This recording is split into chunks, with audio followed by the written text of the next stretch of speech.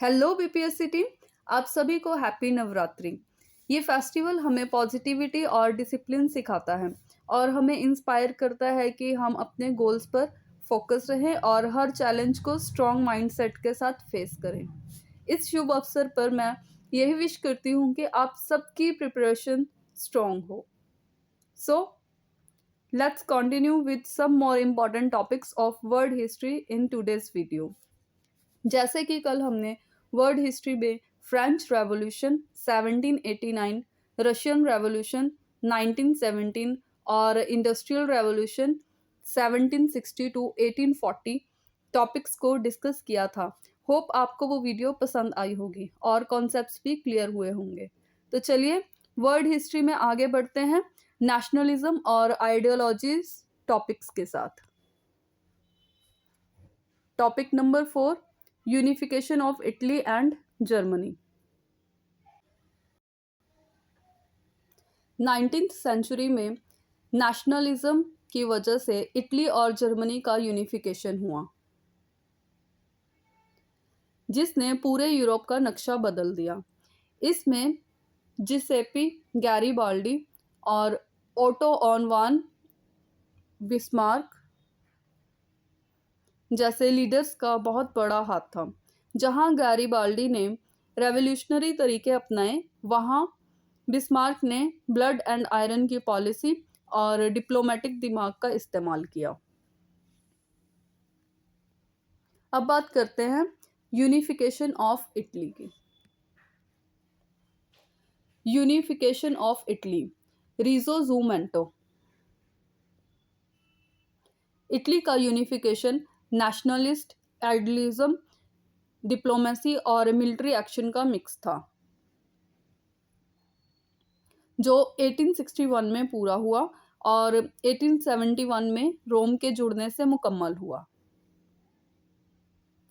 की figure जिसेप्पी Garibaldi, ये एक रोमांटिक नेशनलिस्ट और गोरिल्ला वॉरफेयर के मास्टर थे।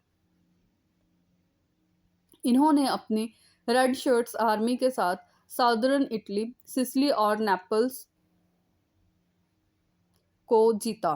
देश हित में उन्होंने अपनी जीती हुई जमीन सार्डिनिया के किंग विक्टर एम्यूल सेकंड को सौंप दी ताकि एक यूनाइटेड इटली बन सके।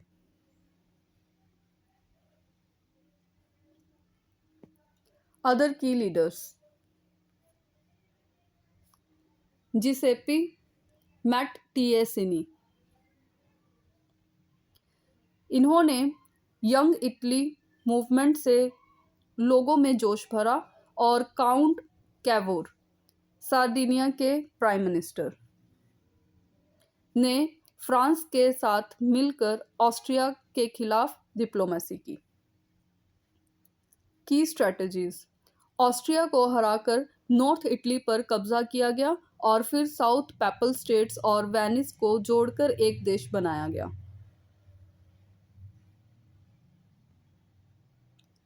यूनिफिकेशन ऑफ जर्मनी, जर्मनी का यूनिफिकेशन प्रशिया की मिलिट्री पावर और इकोनॉमी पर टिका था, जो 1871 में पूरा हुआ। की फिगर ऑटो वॉन बिस्मार्क, ये प्रशिया के चांसलर थे। इन्होंने real politic means practical politics का सहारा लिया।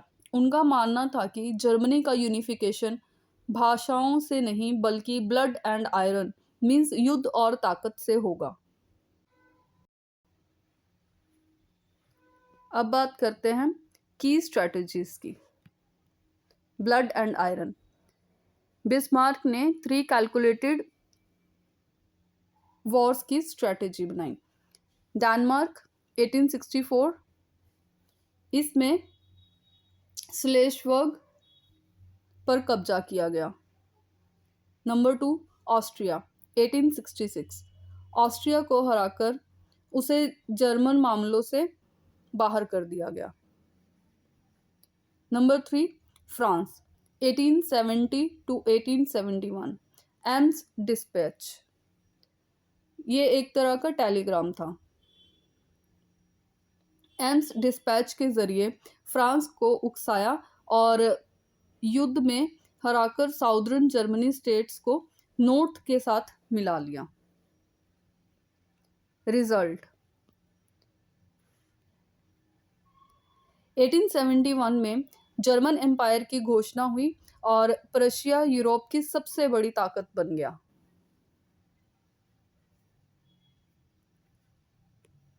अब बात करते हैं comparison of ideologies and methods. Number 1, leadership type. Germany का यूनिफिकेशन टॉप डाउन था, मींस राजा और मिलिट्री ने किया, जबकि इटली में आम जनता और क्रांतिकारियों का भी बड़ा रोल था। Next, foreign power interference. दोनों के रास्ते में ऑस्ट्रिया एक रुकावट था, जिसे हटाने के लिए दोनों ने युद्ध और डिप्लोमेसी का सहारा लिया। Next, economy. जर्मनी एक इंडस्ट्रियल पावर बनकर उभरा, जबकि इटली में नॉर्थ और साउथ के बीच पैसों और डेवलपमेंट का गैप रह गया। अब बात करते हैं एमसीक्यूज की। Number 1, which Prussian leader is known as the Iron Chancellor and the architect of German unification? Kaiser Wilhelm I, Otto von Bismarck, Frederick the Great, Giuseppe Matthiasini. Number 2, what was the name of the volunteer army led by Giuseppe Garibaldi? Red shirts, black shirts, Iron Crosses, Young Italy. Number 3, which policy did Otto von Bismarck use to unify Germany? Realpolitik and diplomacy, blood and iron, the Great Society, peaceful coexistence. Number 4, who was proclaimed the first king of a unified Italy in 1861? Count Cavour, Giuseppe Garibaldi, Victor Emmanuel II, Napoleon III. Number 5, which state led the process of German unification? Austria, Bavaria, Prussia, Saxony. Number 6, what was the primary goal of Giuseppe Matthiasini Young Italy movement? To create a unified republican Italian nation, to establish a socialist government, to support the Austrian Empire, to promote industrialization only. Number 7, the final act of German unification occurred after the defeat of which country in 1871? Austria, Denmark, France, Russia. Number 8, which Italian statesman is often called the brain of Italian unification? Giuseppe Garibaldi, Count Camillo de Cavour, Victor Emmanuel II, Otto von Bismarck. Number 9,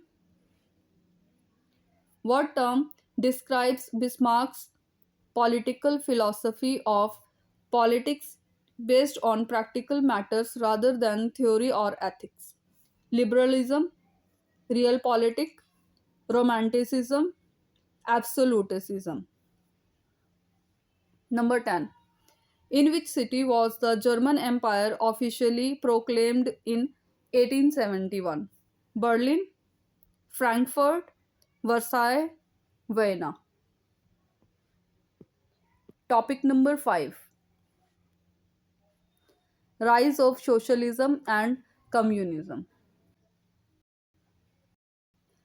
19th और 20th century में एक बड़ा ideological shift means वैचारिक बदलाव देखा गया, जहां पुराने राजकाज और अरिस्टोक्रेटिक सिस्टम्स की जगह नेशनलिज्म, सोशलिज्म और कम्युनिज्म जैसे मास मूवमेंट ने ले ली। इंडस्ट्रियलाइजेशन और रेवोल्यूशंस की वजह से सोशलिज्म ने कैपिटलिज्म को चैलेंज किया।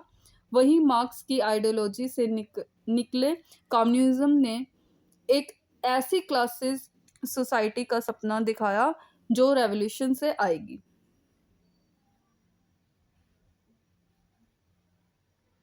अब बात करते हैं rise of socialism and communism, 19th and 20th century.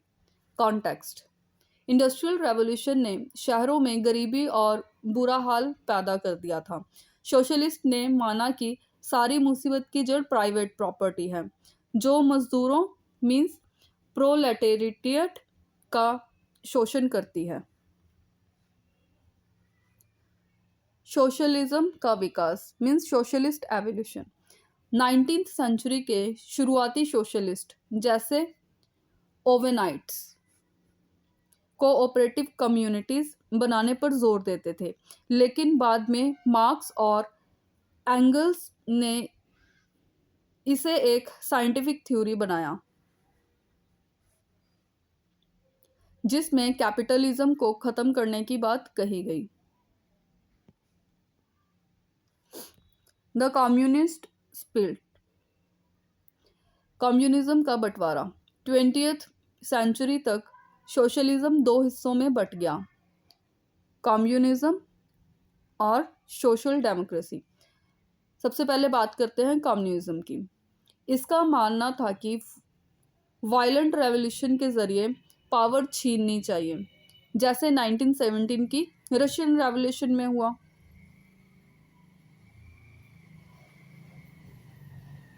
और दूसरी तरफ थी social democracy.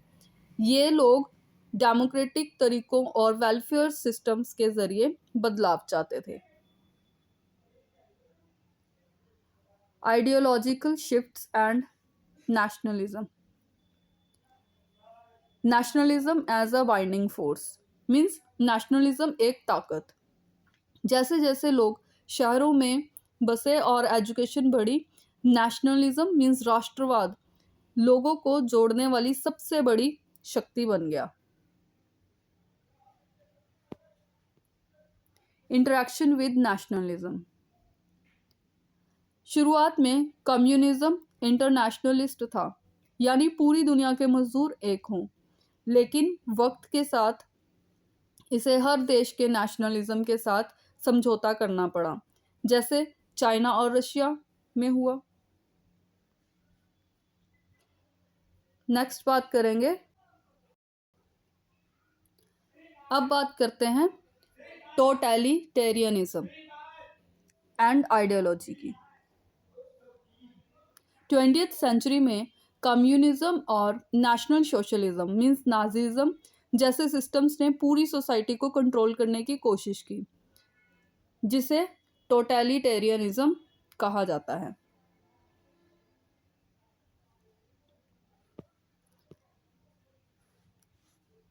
Nineteenth 20th century changes.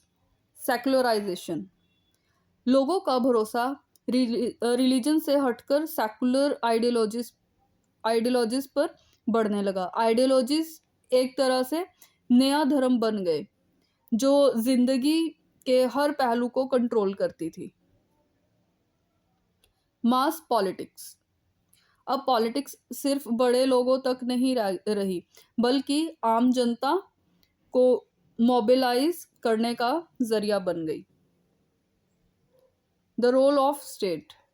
Socialism ने कहा कि स्टेट को इकोनॉमी मैनेज करनी चाहिए, जबकि कम्युनिज्म में स्टेट का इकोनॉमी पर पूरा कब्जा मीन्स मोनोपोली हो गया था।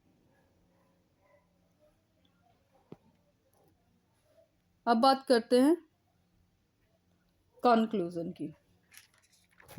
19th और 20th सेंचुरी ने पुरानी मोनार्की को ख़त्म करके सोशलिज्म और कम्युनिज्म जैसी बड़ी आइडियोलॉजीज को जन्म दिया, जिसने इकोनॉमी और सोसाइटी में सरकार का रोल पूरी तरह से बदल दिया। इस दौर ने एक्सप्लॉयटेशन को ख़त्म करने और आम जनता की कलेक्टिव आइडेंटिटी और सोशल वेलफेयर पर जोर देने की शुरुआत की। अब बात करते हैं एमसीक्यूज की। Number 1, who is considered the father of scientific socialism? Robert Owen, Karl Marx, Vladimir Lenin, Adam Smith. Number 2. What was the biggest reason for the rise of socialism in the 19th century? Religious reforms, industrial revolution, and exploitation of workers, World War First, Green Revolution. Number 3. Number 3. According to Karl Marx, what is the root cause of all social problems? Religion, private property, education, democracy. Number 4. Which country became the world's first communist state after the 1917 revolution? China, Germany, Soviet Union, USSR, Cuba. Number 5. What does the term proletariat means? Wealthy people, kings and ministers, working class, business owners. Number 6. What is the main difference between social democracy and communism? Social democracy wants a violent revolution. Social democracy focuses on democratic reforms and welfare. There is no difference between the two. Communism support private property. Number 7.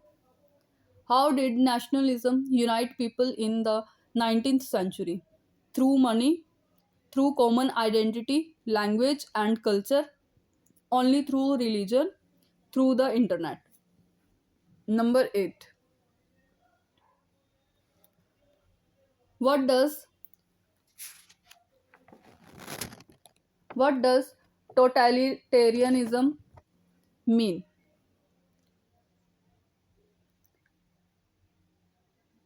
Sorry. What does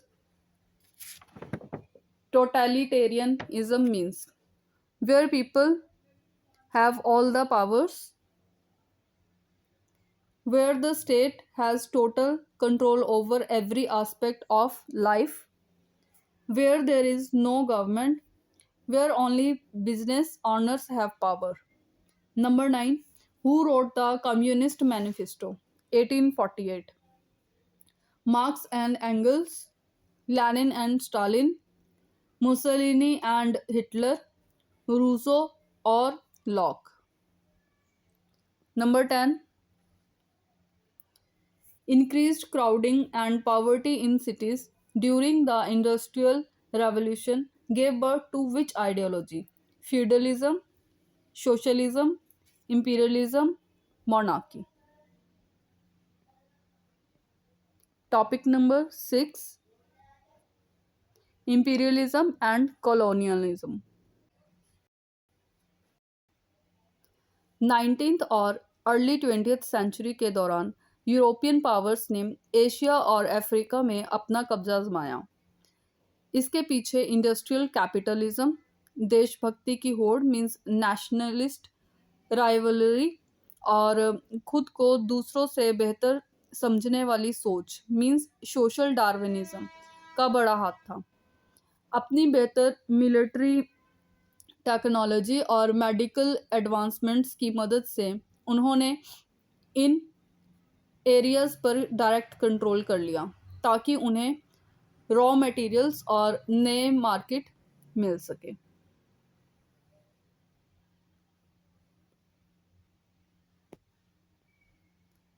अब बात करते हैं की drivers and ideologies की। Means expansion के बड़े कारण और ideologies. Number 1, nationalism and rivalry. Colony होना एक देश की शान और ताकत का सिंबल माना जाता था। ब्रिटेन, फ्रांस और जर्मनी जैसे देशों में ज़्यादा से ज़्यादा ज़मीन हड़पने की होड़ लगी थी। Number 2, economic motives. Industrial revolution की वजह से यूरोप को सस्ते raw materials like rubber, oil, minerals और अपना सामान बेचने के लिए नए मार्केट्स की ज़रूरत थी। Number 3, ideological justification. यूरोपियंस का मानना था कि ये उनका मोरल फर्ज है कि वो पिछड़े लोगों को सिविलाइज करें। इसे वाइट मैन्स बर्डन भी कहा गया, जिसमें वो वेस्टर्न कल्चर और क्रिश्चियनिटी फैलाते थे।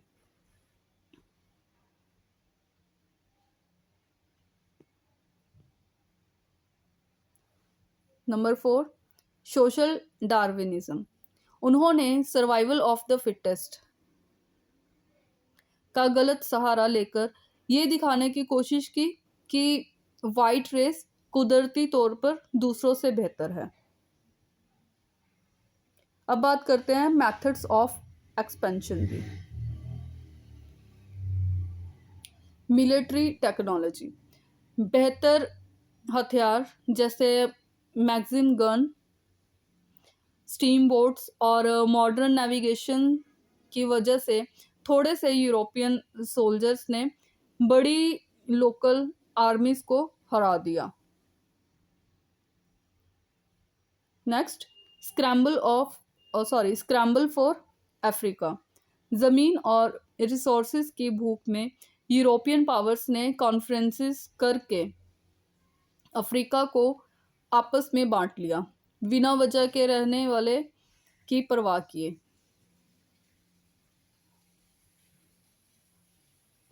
Next, controlled occupation means direct control.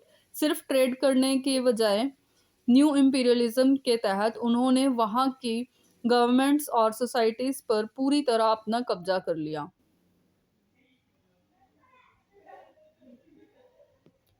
की outcomes.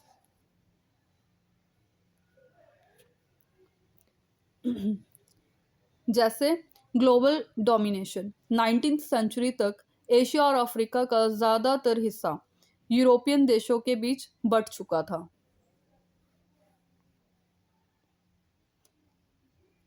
Economic exploitation. Local economies को सिर्फ यूरोप के फ़ायदे के लिए यूज़ किया गया, जिसने वहाँ के लोगों को गरीब बना दिया। Cultural disruption. वहाँ के पुराने कल्चर और कस्टम्स को ख़त्म करके यूरोपियन लैंग्वेजेस और कानून थोपे गए।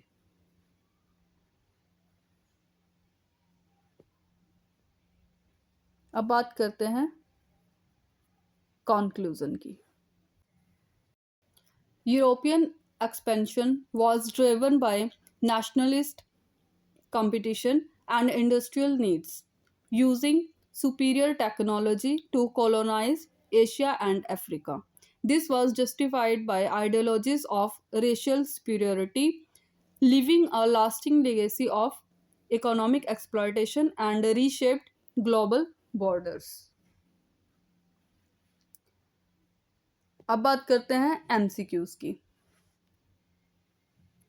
Number 1, which 1884 to 1885 event regulated European colonization and trade in Africa? Treaty of Versailles, Congress of Vienna, Berlin Conference, Council of Trent.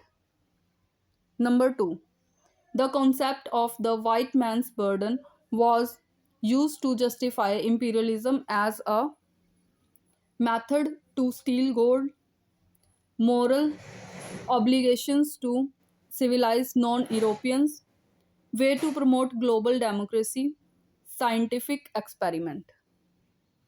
Number 3,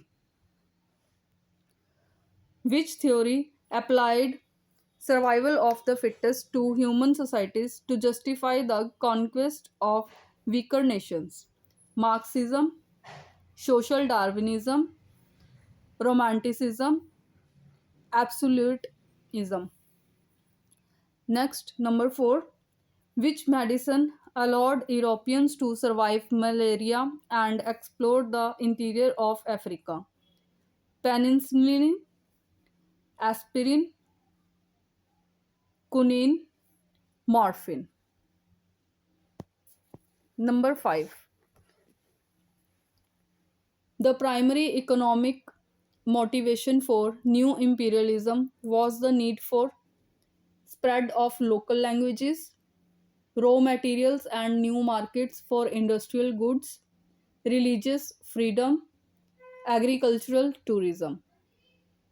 Number 6. Which African country successfully resisted Italian colonization at the Battle of Adwa? Egypt, Congo, Ethiopia, Nigeria. Number 7. How did nationalism contribute to imperialism? It encouraged countries to give up their colonies. It viewed overseas colonies as symbols of national power and prestige. It promoted peace between European rivals. It discouraged military spending. Number 8. King Leopoldo II of Belgium is notorious for his brutal exploitation of which colony? South Africa, the Congo Free State, Algeria, India. Number 9. The scramble for Africa resulted in the colonization of what percentage of the continent by 1914? 10%, 50%, 90%, 30%. Number 10. Which Asian nation remained independent by modernizing rapidly and becoming an imperial power itself? China, India, Japan, Vienna. Try to answer all the questions and share your answers in the comment section. तो BPSC team, that's all for today's video. उम्मीद है आपको आज का video helpful लगा होगा। अगर आपके कोई डाउट्स हैं तो feel free to ask in the comment section. Don't forget to subscribe and press the bell icon for more exam oriented content. See you in the next video with more important topics. Till then, keep learning, keep growing.